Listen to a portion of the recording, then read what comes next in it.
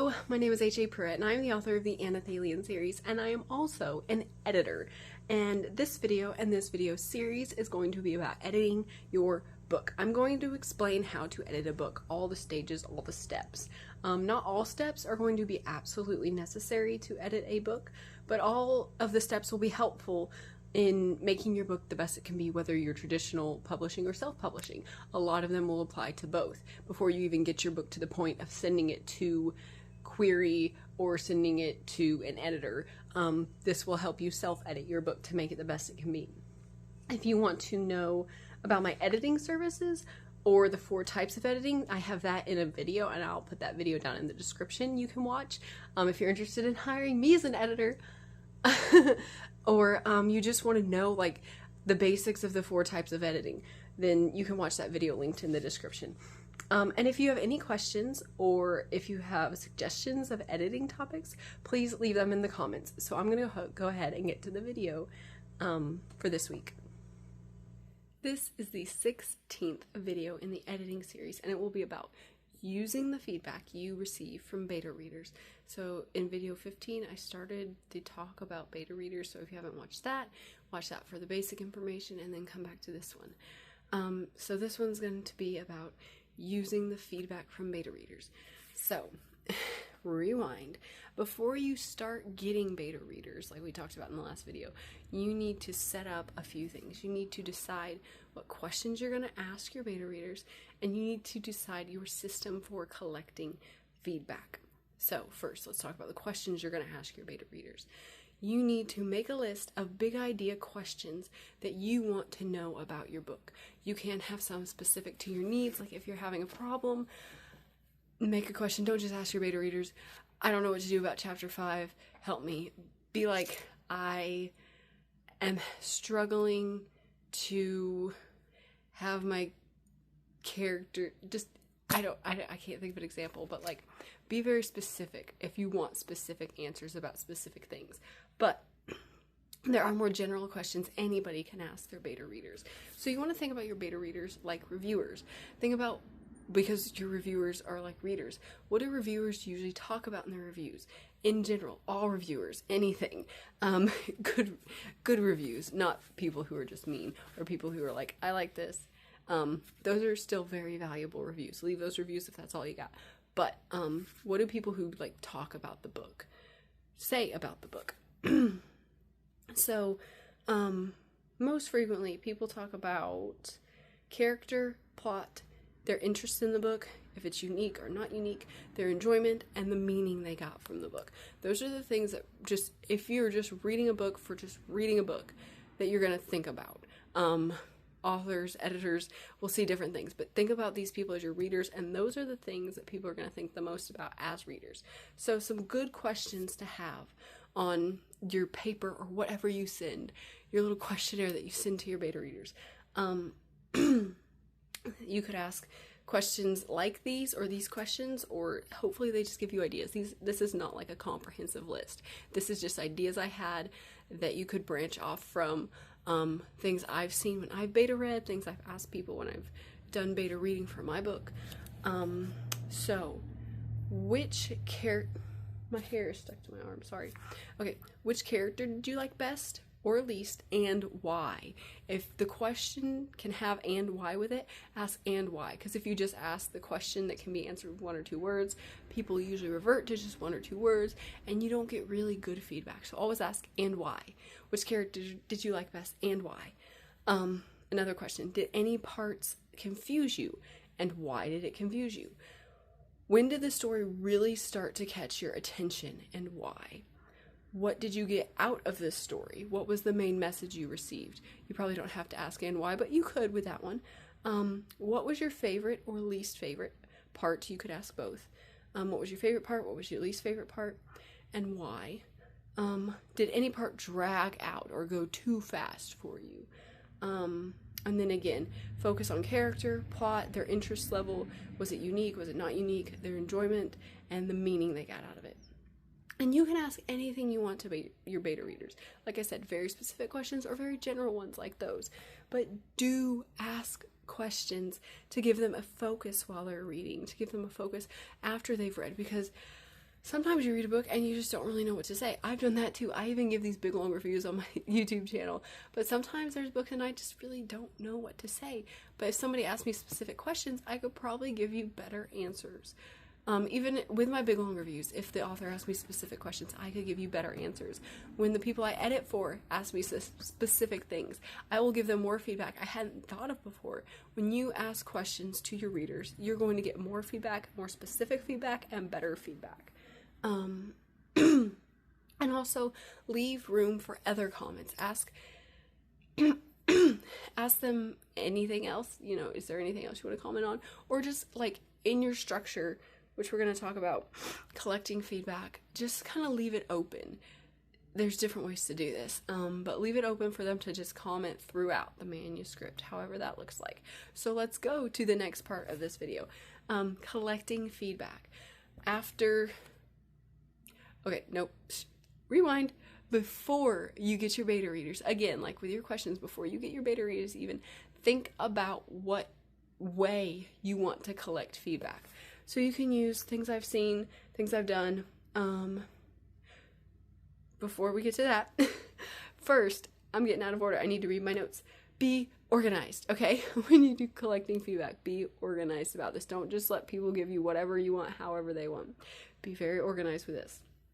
Okay, then decide if you're going to have one big group or one-on-one conversations with each of your beta readers. Are you going to put them all in one group together where they all see each other's stuff, can all comment on each other's stuff, or are you going to have just like you communicating with each beta reader and they don't see the other beta readers at all? So those each have pros and cons. We're not going to go over them all, but like one-on-one is going to really help you avoid the bias. Because if one person says, I didn't like chapter 1, then like someone else may be like, oh yeah, I didn't like that. Oh yeah, I didn't like that. And they would have never said that if you didn't have them looking at each other's notes.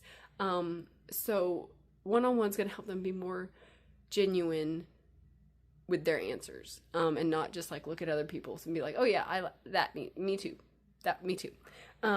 But having a group may make it easier to pinpoint problems, because if everybody starts saying, oh yeah, that was a problem, then you're like, okay, then that really was a problem if everybody's saying it was a problem.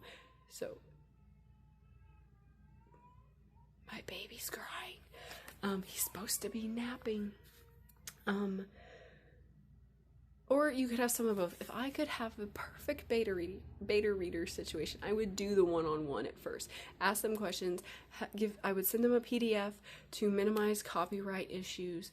Minimize that because it's a lot harder to copy a PDF than it is a Word document. I would send them a PDF, send them a form where they could, like, I would have like chapter 1 and then there's a space.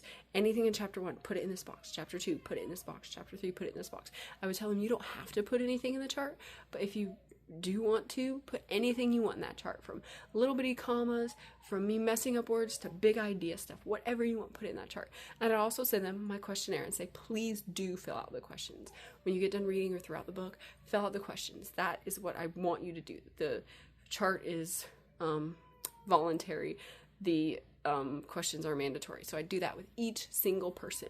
And then I'd put them all in a group together on like Messenger or Instagram Messenger or something like that, where they could all like talk to each other, and I'd bring up different points to get a little bit more feedback and get them like talking to each other, and just to have kind of fun and see what they really enjoyed about the book. So that would be my ideal, but you can't always have that. But that would be a really good strategy to get like the best of both worlds. So next, decide what platform you are going to use. Are you going to use Google Docs to share your manuscript? Are you going to use Word 360 and let them comment, do the little comments? Are you going to use group chats? Are you going to use a document, like I said, a PDF? Are you going to use voice messages? I co-authored a book with Kimmy K, who is visually impaired, and so we use voice messages. She asked for voice messages because she can't read the messages. And that was helpful because then we could kind of hear the tone of voice, but that was hard for a lot of people. They couldn't do that. So I ended up reading the ones that wrote theirs out, and she listened to the ones that listened. But this can be whatever you want. Do it on whatever platform you want, however you want. But just remember a few things. You might have copyright issues if you send it out in a form where they can modify it. They might accidentally change it. They might copy and paste from it. You don't know these people. They could be thieves and robbers. They could be AI. I don't know. Shh, don't do that. You don't know these people, okay? They could steal from you. So sending it out in a form that they can't modify is helpful, but then they can't like comment on it sometimes. So just think about that. Like I said, I would do a PDF, and I don't care if people have a problem with that. I would do a PDF to keep myself safe. And that's what I've done. And make sure everyone can use that platform. If you have like Nancy over here who can't use it, she's like, I can't open a PDF and I'm the only one, and you should change it for everybody. Try to find a different way to work with Nancy. But if Nancy just can't do the way you want to do and everybody else can do, it's okay to let Nancy go. And then the third thing, make sure it's easy for you to use. You want to be able to use the tools that you're letting these other people use. Like if I was like, okay, I'm going to use Google Docs, because everyone's like, I use Google Docs, I use Google Docs, I use Google Docs. I don't use Google Docs. And so if I use Google Docs for my beta readers, I wouldn't know what to do. And lots of people have really fancy things they use for this. And they talk about on Instagram all the things they do and the systems they use. And I'm like, I wouldn't know how to look at that. I wouldn't know. I don't know that platform. And that's okay. Use what you know so you can get the most out of your feedback. Because if you can't look at your feedback, if you can't read your feedback, if you can't find your feedback, you might as well not have even done this. So make sure you can use it, and it's a way you can use really well.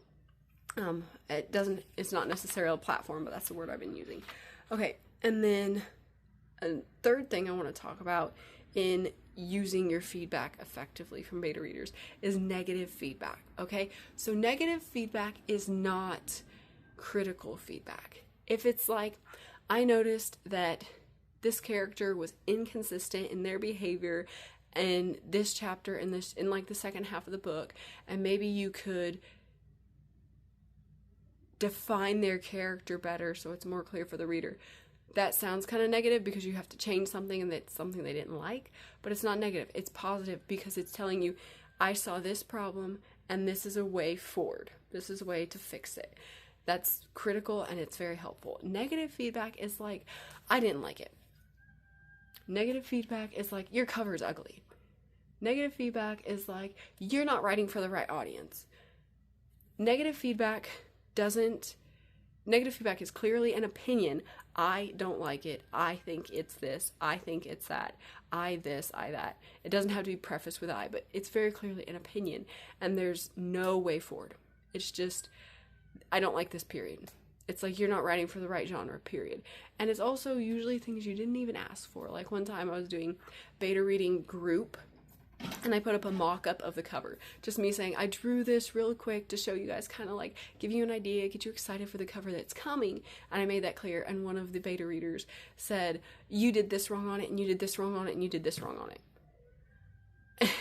It's comments like that. Like, you didn't even ask for critiques here. It's something that was obviously like, this is still in the works. And they just said, well, I didn't like that. I didn't like that. This is wrong. This is wrong. This is wrong. And there was no, like, you could do this instead. It was just, like, cutting down. It was just negative. And thankfully, I had Kimmy K on that. We were the co-authors, and I was able to go to her because that beta reader had some other comments that were very aggressive sounding, and they were very negative. And we were able to, like, go to each other and be like, does it sound like this person's aggressive to you? Because it sounds like it's to me, and it sounds like they're not being helpful. And we could talk with each other and kind of like feel it out. And we could see, this is just kind of negative for you. Maybe we shouldn't listen to their feedback. And you may have people like that. I hope you don't. But it is really good to have somebody who knows you, who knows your book, that you can go back to and be like, there was this comment. Is that true? And even good feedback, even feedback that is like, I noticed this and maybe you could change it like this. As an editor, I always tell my clients, like, you are the author. I can tell you, these are all suggestions. Like, at the end, they're all suggestions except the commas. They're all suggestions except the commas. Beta readers don't know commas, editors do. But I tell my editing clients, like, you are the author. You know your book better than anybody else. If there is some comment in there that I put and I just don't know, That's okay. You don't have to change it. That's okay. So you know better. I know a lot of people in my book didn't like, they said that Tad, a character, needed to open up more about his backstory, that I should not have put a chapter in the beginning just showing his backstory. I should have had him speak his backstory. And I knew that that was not right, because Tad talking about his life, have you read the Anathalian series? Are you laughing right now? Because Tad talking about his life, he wouldn't do that. That's ridiculous. Like, did they not read the book? And it's things like that. Like, that sounds really good. Like, a character should be able to voice what's going on instead of just showing it. In theory, you know, you should get your characters talking and all that. That sounds really good. That sounds really good. But I know my characters best. You know your characters best. You're the author. You're going to know everything best. And you know my character wouldn't do that. Okay, we need this chapter in the beginning to set him up so readers don't just flat out hate him through the book. Because they would. They would hate him and think he was a spoiled brat and not like him at all and have zero anything for him. And that was the reader who said I should have done that. I remember that now. They said that I shouldn't have put that first one there. They hated Tad, and I should have had him talk more about himself so readers didn't hate him. And that was their opinion. That was their opinion. And I'm like, no, you don't know Tad. You don't know Tad. They didn't. And you're going to have comments like that are semi-constructive, and yet you got to look at them and you got to say, I know my character wouldn't do that. And to have him do that would be out of character and would break the character and would not make him who he's supposed to be and just ruin everything in my big story. Okay? So negative feedback is not when people try to help you. Negative feedback is people are just saying opinions negatively. And you're going to have a lot of things when you do beta reading that are hard to take because this is your baby and you love it and you love how it is. But unless you have like I said, unless you're like, this is the reason why, because this connects to like the whole story, and if I changed it, it would ruin the whole thing and make up the whole thing. Like I said with Tad, like he just wouldn't be Tad if I had him talk about his feelings. Like, no, he wouldn't do that. Unless you have a solid reason that you've already thought through and you already know and you're already like, this is why, then consider changing it. But if you have that solid reason, then you can set it aside and say, you know, like, thank you for your feedback, but I know what I'm doing with this point. So that is how to use your feedback from beta readers constructively. I hope that helps. Also, with the collecting feedback, when you do collect feedback afterward, make sure you apply it in an organized way. Like I gave the example, I would love, my type A personality would love a chart from everybody with the chapter and the stuff beside, like chapter 1, and I could put in my big chart and put all the little points of chapter 1, and I'd organize them, I'd micro-organize them, and I'd be like, okay, all the character stuff in chapter 1, all the plot stuff in chapter 1, all the punctuation stuff in chapter 1, and I'd organize it so beautifully, and then I'd look at it as I edit my story, and I'd have my screen here, and I have my chart here, and I'd look at my chart as I edit my book, and it'd be so, and I'd go through it once with the characters, and go through it again with the punctuation, and go through it again with the plot developmental things, and I would have it so organized. But you may not be like that. However you collect feedback, make sure you think through, okay, how am I going to get that feedback in that form and use it to change my manuscript in a way that makes it better? Yeah, and like I said, you're just going to have to think that through for you, what works best. If you're type A and you want charts upon charts upon charts, you make your charts. You make your color coding, you make whatever. If you're a little more like free form, then you got to figure out what works best for you to be able to get all the feedback in an organized way and hit it all. If you just want to like put everybody's in a list and go through it one at a time, like chapter 18, okay, let's go to chapter 18, fix that. Chapter 2, okay, let's go up chapter 2 and fix that.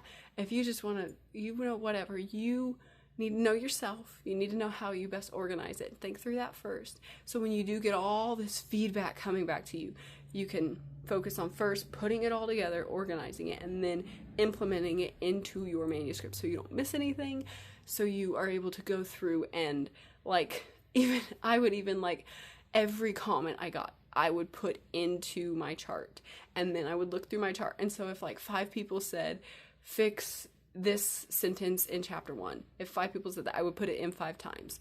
And then like I would like put them all together and like delete the 5 lines and put by the 1 line, fix this in chapter 1, and I would put like times 5 to let myself know, okay, 5 people said this. And then I'd like look through it, and if only one person said something and I get to it, and I'll have like times 1 by something and only person 1 said it, and I'd be like, and I consider like, should I change this, should I not? I see, oh, 1 person said this, so I can like edit and put that aside and say, okay, I'm not going to change that. But if like 10 people said it, then I'd be like, okay, so I'm on the fence, but 10 people said it, so I probably should change it. So again, like, you have to figure out your own system to be able to understand how many people said this. Is it worth changing? Is it just one person's opinion, or is it like 10 people and it's a fact? And my brain is really weird. I'm type A, but I'm also artsy, and so I'm like all over the place right now, right? I made a chart, and then I was like, I can just do the second half of my video, and now I'm like, bing, bing, bing, bing, bing. So you know yourself, you organize it however you want to be able to hit every single point and go through all those different ideas of how many people said this, where is it in my manuscript, should I implement it, is it an opinion, is it more of a fact that people are giving me, and then take that in your brain and implement it in your manuscript. So I hope all of that makes sense. If you have questions, more specific questions, please ask them. Like I said, my brain was very organized until I hit the second part of this video, and then I was pinging around. But ask any questions, share your methods. If you have a really cool method, if you have a certain way, please share that too, so we can all share. Everybody does this differently, and that's okay. But you can always give other people ideas that they haven't thought of yet. So anything about that, please share, please comment, please like this video, please share it with others. And thank you very much for watching. I'm gonna say that in my outro. Okay, so that is the editing tip for this week. Please like this video, please leave a comment, please share this video with others. Please check out that video of my editing services and the 4 types of editing in the description below. And remember, this video is part of a series, so please watch the series so you can make your book the best that it can be. If you want to know more about Anna Thalian or HAPruitt, please follow me on Instagram at HAPruitt. You can find me on Amazon as an Amazon author, HAPruitt. Please watch my YouTube channel and all my cool videos on my channel, HAPruitt Anna Thalian. You can find me on the Facebook page, HAPruitt Anna Thalian. You can follow me on Goodreads by the name HAPruitt and the book Anna Thalian, or you can go to my website where so much cool stuff about Anna Thalian is. The website is HAPruitt.com.